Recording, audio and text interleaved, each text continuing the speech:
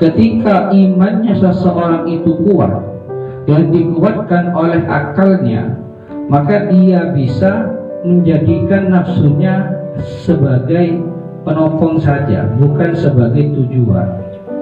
Menjadikan nafsunya, hanya dihinakan nafsunya ketika akan iman dikuatkan oleh akal. Tapi malah sebaliknya, ketika akal itu dikuatkan oleh hawa nafsu, maka iman ini berkurang. Ada perkataan Imam Al-Haddad di dalam kitabnya Al-Hikam, "Idza da'aka nafsuka ila syahwati wasagaratka fa iyyaka an taqula ujibuha." Ketika hawa nafsumu itu mengajak kamu untuk memberikan sesuatu, mengiyakan terhadap syahwatmu dan menyibukkanmu dengan nafsu tersebut, fa iyyaka an taqula, maka berhati-hatilah engkau mengatakan ujibuha hadhihi ufarrihul qalba fa innaka in ajabtaha ilaiha da'aka ila a'dhawi minha. Lalu kau mengatakan, ya wes, sekarang saya memang akan menuruti nafsu saya. Saya sekarang ingin makan yang sangat banyak. Saya sekarang ingin rumah yang luar biasa. Saya ingin sepeda motor yang sangat bagus. Saya menginginkan mobil sampai dia itu tertati-tati untuk bekerja menurut keinginan hawa nafsunya. Ya sekarang saya ingin makan dengan seenak-enaknya. Maka ini berhati-hati, kata Imam Al-Haddad. Berhati-hatilah berkata seperti itu. Lalu ketika saya sudah menuruti hawa nafsu saya, ketika saya sudah makan banyak, ketika sudah semua dunia saya peroleh, maka akan aku beribadah pada Allah Subhanahu wa Ta'ala saja. Jangan berkata seperti itu.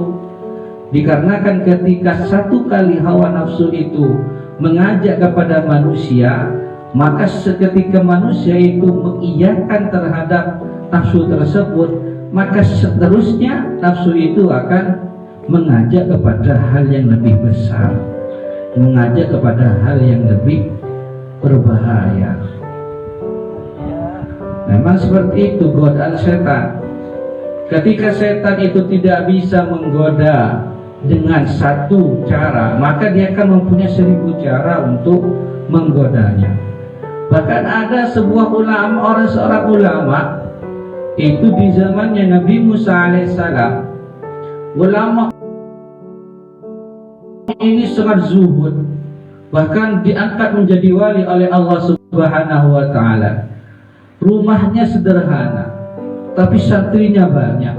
Santrinya dapat terbang semua. Andaikan kiai ini berdoa kepada Allah Subhanahu wa Ta'ala, pasti terkabulkan, pasti diberikan oleh Allah. Ketika ini setan ini memberikan menggodanya dengan setumpukan emas, maka ulama ini mengatakan, setan, saya tahu meskipun kamu berwujudmu sebagai manusia, saya tahu bahwasanya diri yang kamu adalah iblis. Dia tahu. Ini saking hebatnya si kiai ini. Saya tidak akan mau. Saya kembalikan saja, kembalikan. Saya tidak akan mau menerima pemberian kamu. Andaikan kamu memberi seluruh dunia dan seisinya, akan saya tolak. Karena pengajakanmu itu akan lebih berbahaya. Lalu setan tidak bisa untuk menggodanya. Setan mencari jalan yang lain. Ketika itu ada seorang raja dari kalangan Bani Israel. Raja ini mempunyai putri yang sangat cantik, luar biasa, cantik jelita. Lalu mulai 10 tahun, sudah 10 tahun putri raja ini sakit dan tidak pernah bangun dari tidurnya. Koma, kalau bahasa sekarang itu koma. Maka setan ini membisikkan si raja tersebut, "Wahai raja, kenapa kamu kok enggak pergi ke si fulan saja, ke wali ini, ke kiai ini? dia itu kalau berdoa pasti dikabulkan oleh Tuhannya. Cobalah pergi ke dia itu, pergi ke ini, minta barokah doa kepada dia, agar supaya putri kamu ini terselamatkan.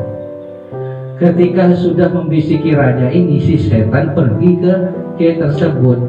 Wahai kiai, habis ini raja akan pergi, akan mendatangi kamu. Anak si raja ini sudah 10 tahun dia tidak bangun-bangun dari tidurnya, dia tidak bangun dari komanya. Maka dia akan meminta kamu agar berdoa supaya putri raja ini sembuh dari sakitnya. Lalu si kiai ini menunggu terhadap si raja ini bersama putrinya. Lalu setan kembali lagi kepada raja tersebut. Kembali lagi, wahai raja, dia itu kiai fulan itu alim orangnya. Selain dia itu termustajab berdoanya, dia itu juga mempunyai kealiman karomah yang sangat luar biasa. Maka andaikan putri kamu dididik oleh si kiai ini, pasti putri kamu akan menjadi orang yang sangat alim, menjadi orang yang sangat berilmu, yang luar biasa kealimannya. Maka ketika sampai kepada rumahnya kiai ini, maka raja itu menginginkan, wahai kiai, saya ini meminta ke sini agar supaya